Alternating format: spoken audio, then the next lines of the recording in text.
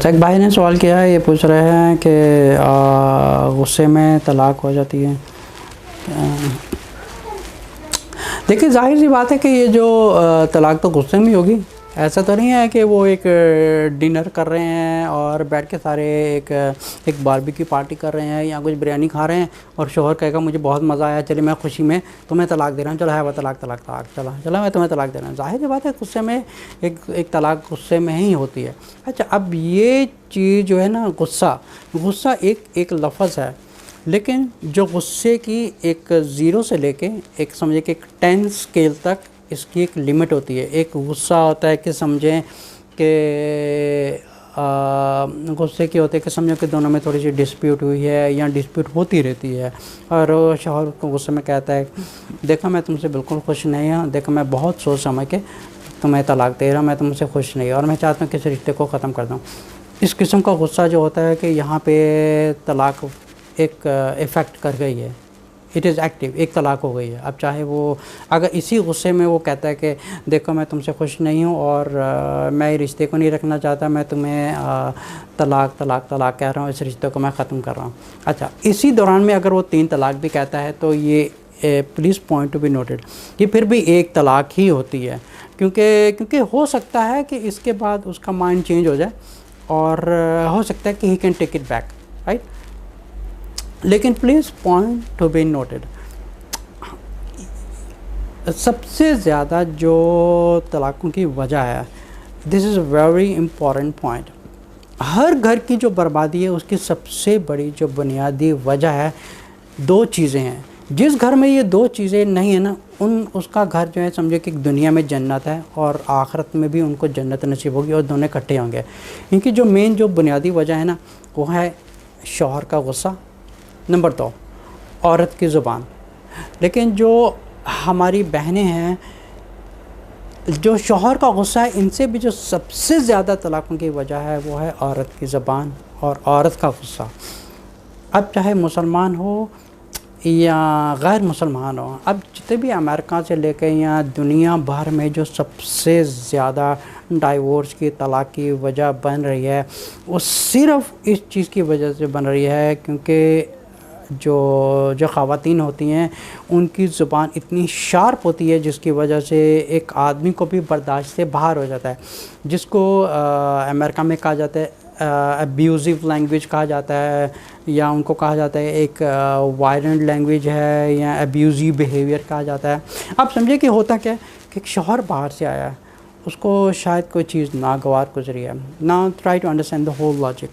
एक शौहर बाहर से आया है तो हो सकता है उसको कोई चीज़ नागवार गुजरी है, उसको अच्छा नहीं लगा तो उसने थोड़ी बहुत डांट डपट कर दी, ठीक है। यहाँ से घर में प्रॉब्लम शुरू नहीं होता।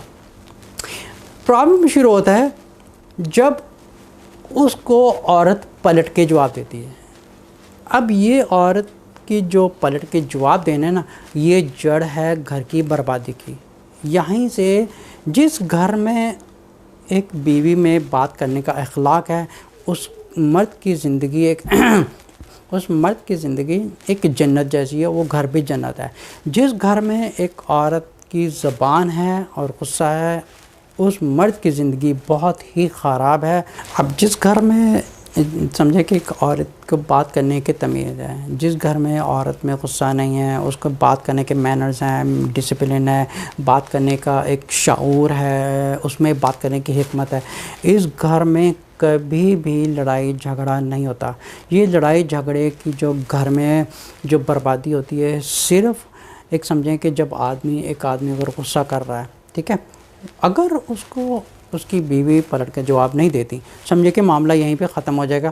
थोड़ी देर बाद वो ठंडा हो जाएगा, मामला ख़त्म, बैक टू नॉर्मल। फिर क्या होता है कि जब वो मामला ख़त्म हो जाएगा, उसके बाद जो है वो जो बीवी है उसको एक स्लाइटली अच्छे तरीके से उसके पास बैठ के एक शऊर से, एक अच्छी हिकमत से, उसे मोहब्बत से बात कर सकती है। What was wrong and what was not wrong, एक नाइसली बात कर सकती है। अब होता क्या है कि शौहर घर पे आया या शौहर ने कुछ हुक्म किया, औरत ने बात नहीं मानी। अब क्या होता है कि एक शैतान एक आदमी को अंदर से भड़का रहा है कि वो अपना एक कहते कि अपना रोब झाड़े औरत के ऊपर। अब जो रोब झाड़ने की कोशिश करता है ना, अब आगे से जाहिर सी बात है उसको फूल तो मिलेंगे नहीं।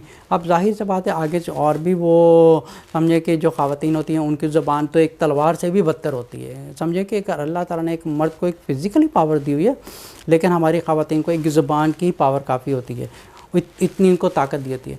तो घरों की बर्बादी की वजह एक समझें कि एक आदमी का गुस्सा तो होता ही है। अब उसने शुरुआत की है, लेकिन व्हाट इफ़ कि अगर बीवी पलट के जवाब ना दे, अगर वो जो पलट के जवाब नहीं देती, समझे कि उसका मामला यहीं पे ख़त्म हो जाता है।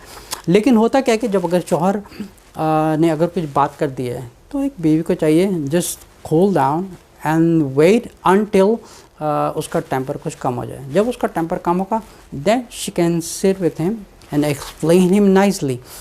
अब पता क्या होता है कि वो शौहर उससे कुछ कह रहा है, तुमने ये किया, तुमने ये किया, तुम्हें ये क्या करे, तुम्हें तमीज़ नहीं है, तुम्हें फ़लाना फ़लाना फ़लाना ढिमका ये फ़लाना। अब होता क्या है आगे से बमबारी शुरू हो जाती है औरत की तरफ से। अब ये बमबारी होती है ना, यहीं से जो घर उजड़ने की वजह होती है। क्योंकि जब औरत पलट के जवाब देती है, आप समझो कि एक पहले ही थोड़ी सी आग जल रही है, आपने होता क्या कि औरत ने उसके ऊपर और पेट्रोल डाल दिया। अब पेट्रोल में क्या होता है एकदम धमाका आ जाता है, दफ़ा आ जा, मैंने तुम्हें तलाक दे दी, तुम्हारी कहानी ख़त्म, तुम बस दफ़ा ही हो जाए मुझसे। अब फिर क्या होता है जब दूसरे दिन सुबह उठते हैं, अब ना उसको पता है हुआ क्या था रात को, उसको ये नहीं पता है कि हुआ था क्या। अब दोनों के मुँह ठंडे हैं।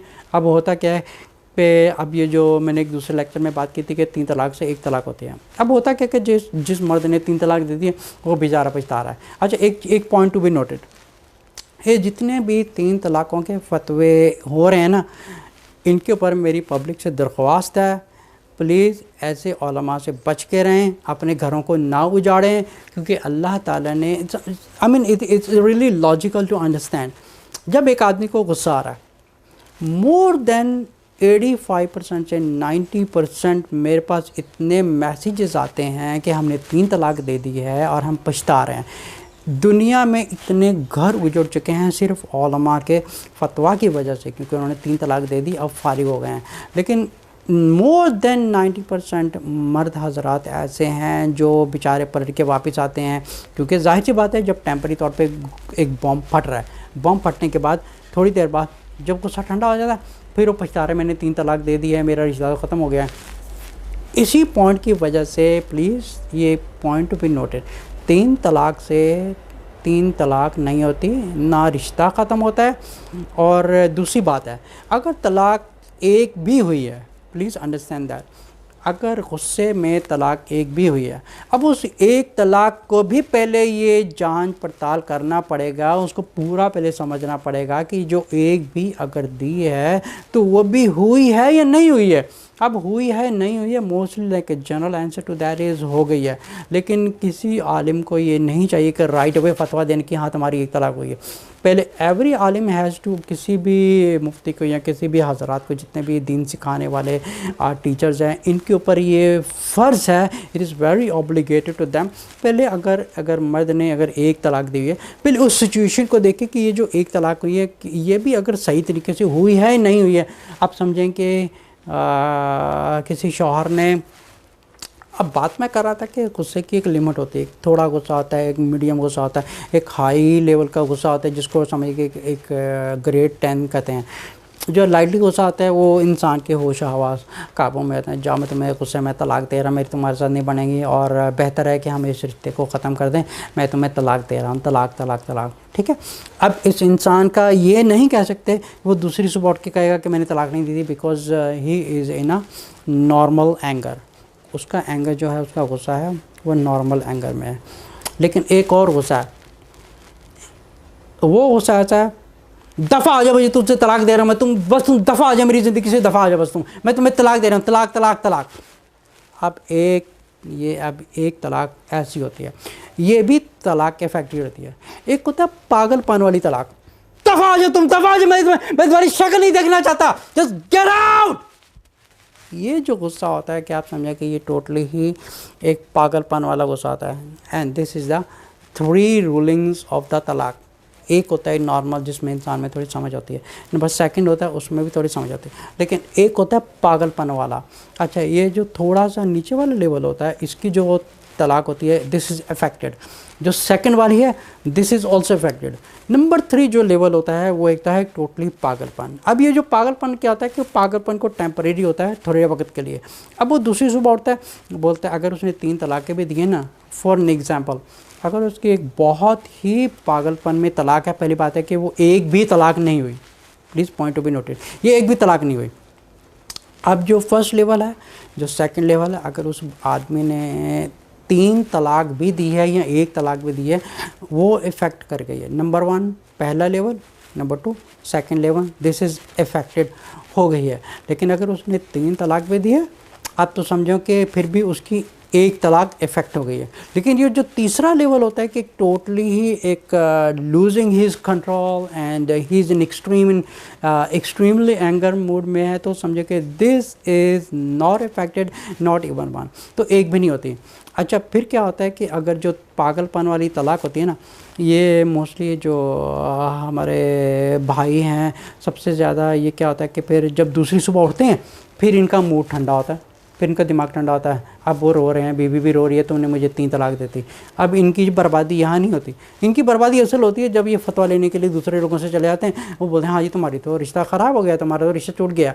इतने बेगैरत उलमा हैं, ये अपने मज़हब को नहीं छोड़ रहे हैं और अपने इनके जो बुज़ुर्ग कह के गए उनको नहीं छोड़ रहे हैं, किसी मज़हब को नहीं छोड़ रहे हैं, लेकिन घर को नहीं देख रहे हैं कि लेट्स अंडरस्टैंड दिस कि ये भी तलाक हुई है या नहीं हुई है, पहले इस चीज़ को एक जान पड़। आप समझिए कि अगर कोई तलाक के बारे में सवाल करता है ना, तो हमें उससे कम से कम 10-20 सवालात पूछने पड़ते हैं बेस्ड। आप समझिए कि जैसे एक गोल्ड होता है, हम गोल्ड को पता नहीं वो केमिकल के साथ टेस्ट करते हैं, फिर उस गोल्ड को क्या होता है कि किसी कसौटी पर रगड़ना पड़ता है, किसी और केमिकल में डालना पड़ता है। हम उसको तब तक उसका रिज़ल्ट नहीं दे सकते जब तक हम उसको पूरा एक जो केमिकल स्केल्स होता है उसके ऊपर हम पूरा टेस्ट पे नहीं डालेंगे। I can not give my फतवा, I can not give my ruling until I know the whole situation what is going on. तो होता क्या है कि ऐसे लोग जो होते हैं वो जाके उलमा के पास चले जाते हैं, जी हमारी तलाक हुई है या नहीं हुई है। वो बोल देते हैं जी तुम्हारी तलाक हो गई है, ਤੁਹਾਡੀ फेल हो गए है, ਤੁਹਾਡਾ घर उजड़ गया है, हूँ तुसी जाके हलाला कराओ, तुसी ये करो, तुसी फलाना करो, ढिमका करो। वहीं पे एक आदमी को चाहिए जूता उठाए, ऐसे उलमा के सर पे मारे। पहली बात है कि ऐसे जो मर्द हज़रात होते हैं जिनका घर नहीं उजड़ा, इनके ऊपर ज़िम्मेदारी है ऐसे उलमा के पास ना जाएं। ख़ास तौर पे इनसे गुजारिश की जाती है कि ऐसे फ़िरका वाले उलमा के पास ना जाएं, क्योंकि अल्लाह ताला ने कुरान में फरमाया तलाक़ु मर्रतान, ठीक है, तलाक 2 दफ़ा है। फिर अल्लाह ने इसमें बीच में एक गुंजाइश रखी है। आप समझे कि this is really logic point to be noted. एक आम इंसान को भी ये चीज़ पता होगी कि जब इंसान का गुस्सा ठंडा होता है वो कहता है, अच्छा समझे कि किसी के साथ आपके दोस्त के साथ झगड़ा हुआ है, ठीक है, जब झगड़ा होता है ना, दूसरी सुबह फिर दोबारा एक दूसरे को कॉल कर देते हैं, हाँ भाई यार सॉरी मैंने तुमसे ये कहा था मैंने। This is very logical answer कि जितने भी घरों में तलाक़ें होती हैं मोर देन 90% लोग आते हैं, I have thousands hundreds of messages they say the same thing कि हमने तलाक दे दी है और अब हम पछता रहे हैं। मोर देन 90% पूरी दुनिया पर समझिए कि जितने मुसलमान हैं यहाँ पे यही चीज़ हो रही है। मोर देन 95% या 90% लोग होते हैं वो वापस पलट के आते हैं कि I want to accept my wife because मैंने उससे मैं तलाक दे दी। फिर क्या होता है कि ये उलमा के पास चले जाते हैं, जितने फ़िरके वाले उलमा हैं इनके पास जाके पूछते हैं कि जी मैंने अपनी बीवी को मैंने गुस्से में तलाक दी थी। अब वो जाहिल आलिम है ना, जाहिल आलिम की पहचान यही है, उसको डायरेक्ट आंसर कर देगा कि हाँ तुम्हारी तलाक हो गई है, तुम फारिग हो, बस तुम्हारे घर उजड़ गया, जाके तुम हलाला कराओ।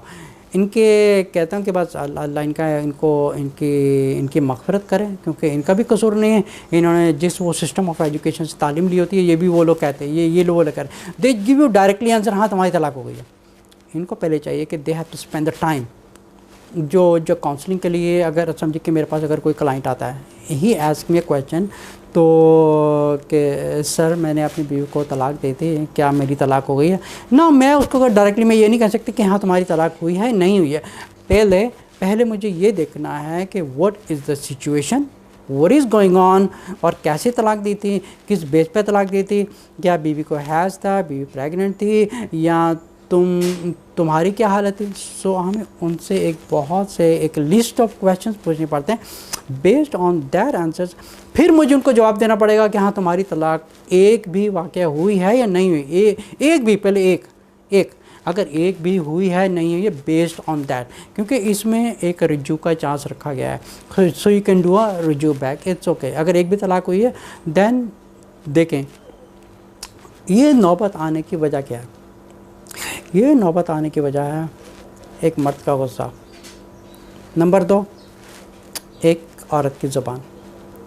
लेकिन जिस घर में अगर आदमी में थोड़ा बहुत गुस्सा है, लेकिन सबसे ज़्यादा जो घर उजड़ने की, डोमेस्टिक वायलेंस की जो सबसे बड़ी बुनियादी वजह है वो है औरत की ज़बान।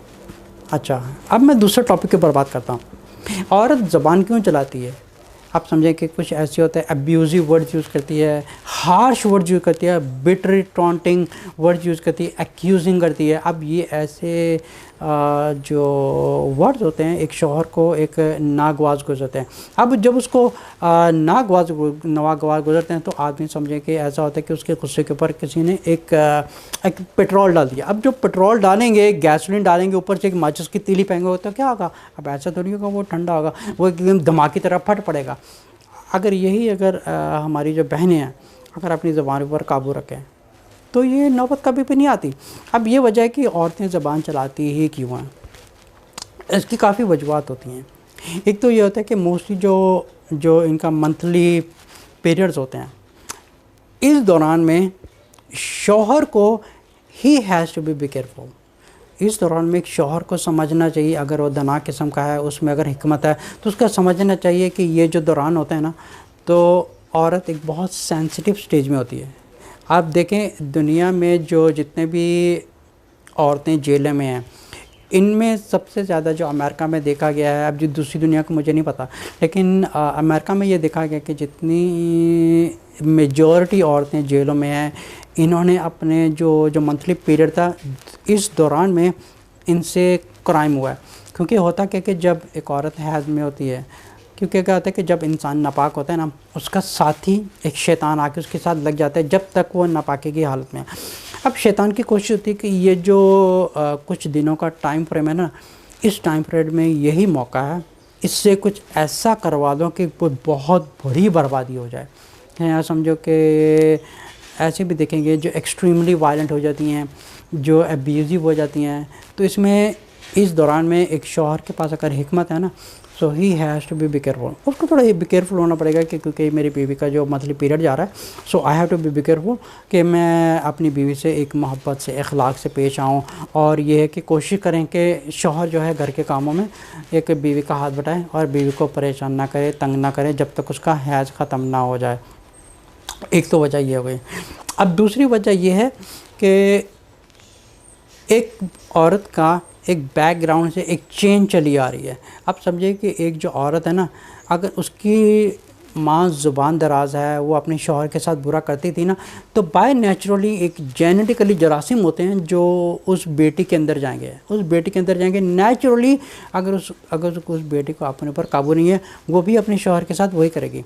लेकिन अगर अपनी जो नानी होती है, जो नानी को भी अगर हिस्ट्री चेक करेंगे उसमें भी सेम चीज़ मिलती है। अगर नानी की माँ को चेक करेंगे तो वही सेम चीज़ मिलती है। So this is like a chain coming up.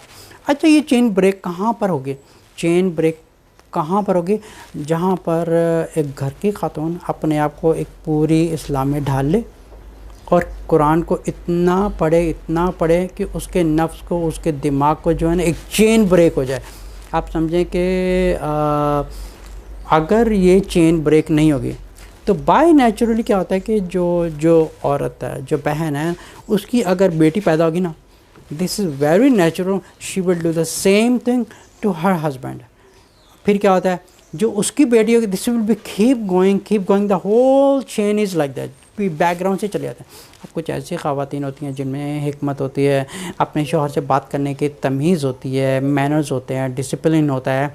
अब उनकी बेटी उनसे नेचुरली ये चीज़ अडॉप्ट करती है कि उनकी माँ कैसी है, उनको माँ को एक बेटी को सिखाने की ज़रूरत नहीं है कि बेटा तुम अपने शौहर से आराम से बात किया करो या तुम ऐसे, she does not have to teach, क्योंकि उसकी अगर माँ उसके अपने शौहर के साथ अच्छा ट्रीट कर रही है, एक हिकमत से बात कर रही है, एक अच्छे लहजे में बात कर रही है, एक अच्छे मिजाज में बात कर रही है, अगर वो शौहर को अपने सर का ताज समझती है, आप समझे कि जिस तरह एक अल्लाह ताला ने एक माँ को ज़रिया बनाया, एक आदमी की जन्नत का ज़रिया, इसी तरह हमारी जो बहनें हैं इनमें ये बहुत ख़राबी है। इनको ये पता नहीं है कि रसूल सल्लल्लाहु अलैहि वसल्लम ने फरमाया कि जो शौहर है ये औरत की जन्नत है या उसके लिए जहन्नम है।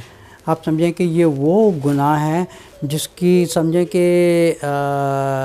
ऐसी मिसाल ले लें कि अल्लाह ताला उनको इतना जलाता रहेगा, इतना जलाता रहेगा, वो जलती रहेंगी जलती रहेंगी जलती रहेंगी कि कोयला बनेगी, अल्लाह उनको फिर ज़िंदगी देगा, वो फिर कोयला बनेगी, फिर उनको ज़िंदगी। मिसाल दे रहा हूँ कि इस किस्म की सिचुएशन होगी।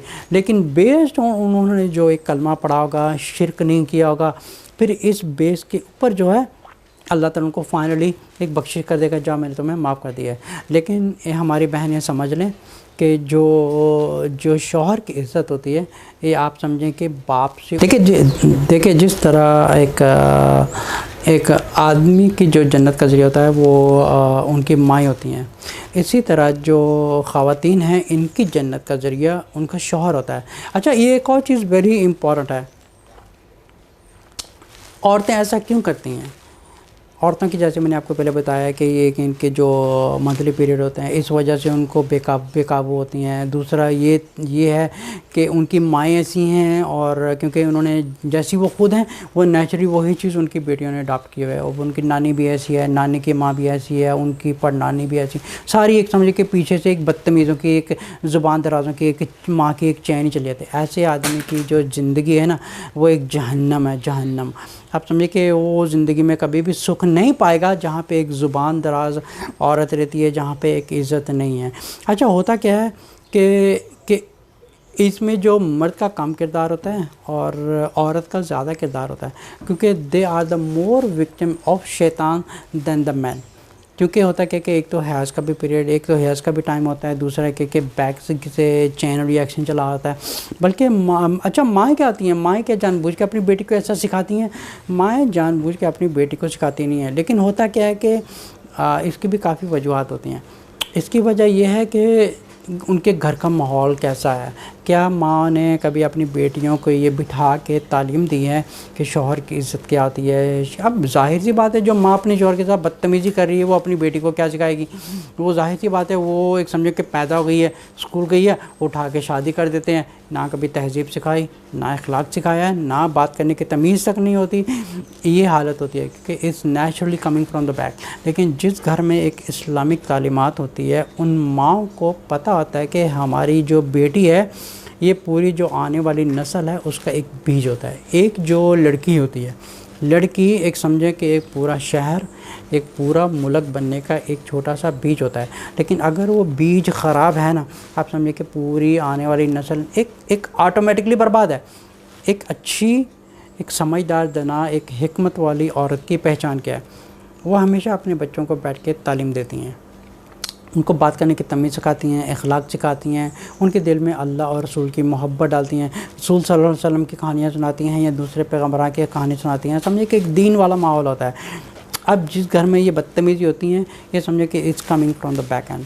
तो लेकिन अगर जब औरत को ये कहा जाता है कि रसूल सल्लल्लाहु अलैहि वसल्लम ने फरमाया कि ऐसी औरतों का जो उनके लिए जो शौहर है या तो वो जन्नत का ज़रिया या एक जहन्नम का ज़रिया है, तो ऐसी बहनें अपना ख़ुद फ़ैसला कर लें। जितनी भी बहनें हैं वो ख़ुद अपने आप से पूछें, क्या आपका शौहर आपसे राज़ी है? आप अपने दिल से, आपका दिल इंशाअल्लाह ताला गवाही देगा कि आपका शौहर आपसे राज़ी है। कुछ और ऐसे भी होते हैं वो कहते हैं कि चलो ठीक है मैंने दरगुजर कर दिया है, लेकिन ठीक है एक शौहर अगर दरगुजर करता है, लेकिन ना what about in the eyes of Allah the profit सल्लल्लाहु अलैहि वसल्लम। अब अल्लाह ताला की नज़र में ये जो कर रही हैं, एक शौहर ने तो चलो माफ़ कर दिया आपको, क्या बदतमीज़ी कर रही हैं, बद अखलाक़ी कर रही हैं, वो तो माफ़ कर देता है, लेकिन what about in the eyes of अल्लाह?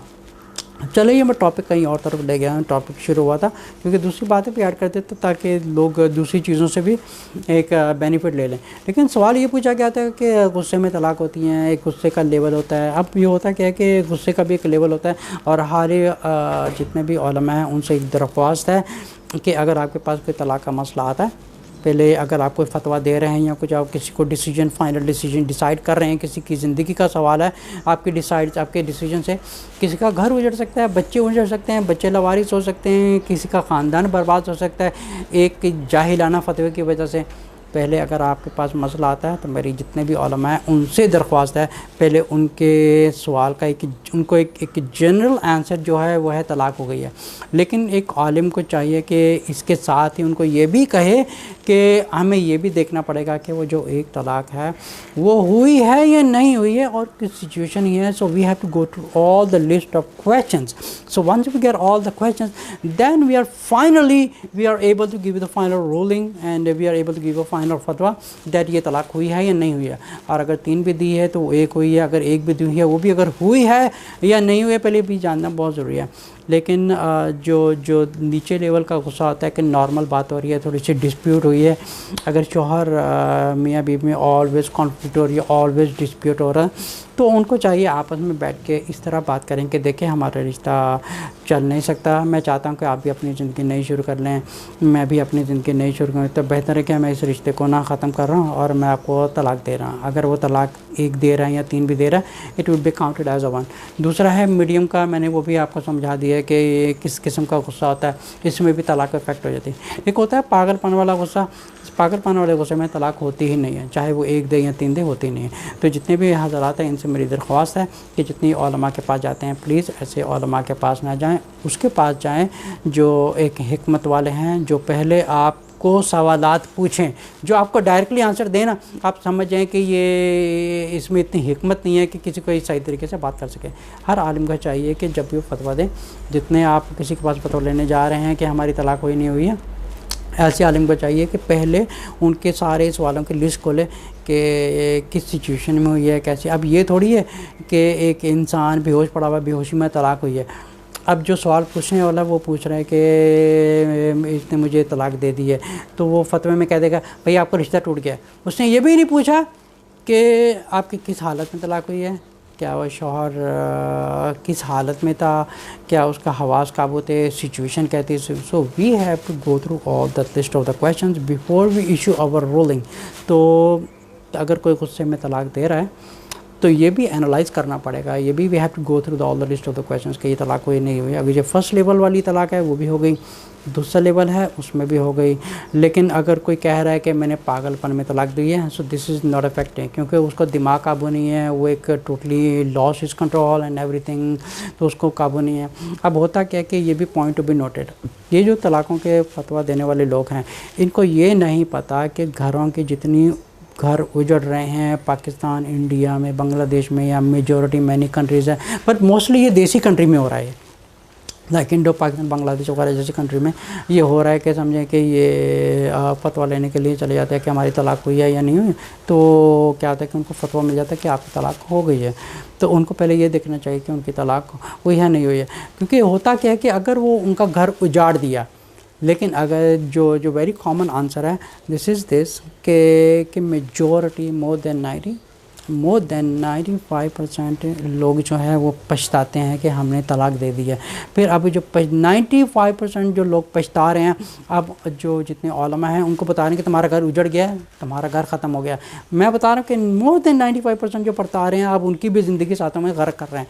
इसलिए अल्लाह ताला ने कुरान में फरमाया तलाक मर्रतान, में तलाक 2 दफ़ा है। आप समझें कि अगर अब अल्लाह ताला ने एक नहीं कहा कि अगर एक, अल्लाह ताला ने कुरान में ये नहीं कहा कि अगर एक दफ़ा में, अगर एक ही बैठक में 3 तलाक़ें शूट कर दी हैं तो आपका रिश्ता ख़त्म हो जाएगा। तो अल्लाह ताला ने फरमाया कि एक तलाक़ के बाद इद्दत का वक़्त है, आपको ये गुजारना पड़ेगा। अब ये जितने भी उलमा फतवा दे रहे हैं they are following their elders, they are following their own मज़हब, they are following their own firqa scholars. So basically they have to go through many logical questions to answer properly. It's not that you can shoot the answer and you can destroy somebody's family.